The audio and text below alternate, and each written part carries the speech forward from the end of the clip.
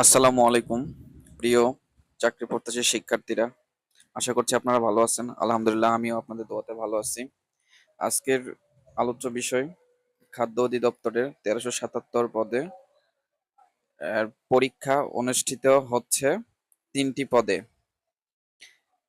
অবশেষে কেন্দ্র তাদের নির্ধারণ হলো।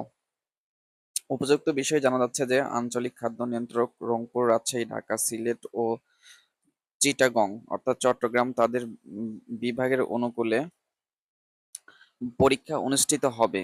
যেহেতু ব্যাপক আকারে ব্যাপক আকারে আপনার আবেদন পড়েছে, অর্থাৎ উপ খাদ্য পরিদর্শক আর খাদ্য ও সহকারী উপখাদ্য পরিদর্শক পদে আপনার প্রচুর পরিমাণে আবেদন পড়েছে। তার প্রেক্ষিতে ঢাকাতে পরীক্ষা নেওয়া সম্ভব না। প্রায় আপনার 9 লক্ষ অধিক আবেদন পড়েছে আপনার এই সহকারী উপখাদ্য পরিদর্শক পদেই শুধু। তাই তারা ঢাকাতে পরীক্ষা নিতে পারবে না।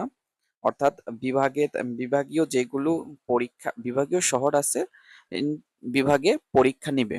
অর্থাৎ তাদের বিভাগীয় যে কেন্দ্র বুকিং এর ব্যাপারটি ছিল, তারা সেটা অনেক আগেই নোটিশ পাঠিয়েছিল।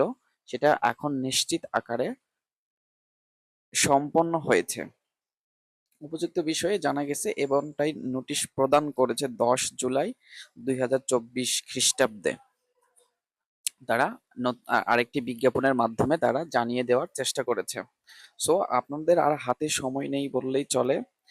যারা যারা প্রিপারেশনে একটু সমস্যা আছে, দ্রুত প্রিপারেশন নিয়ে নিন, পরে আর সময় পাবেন না।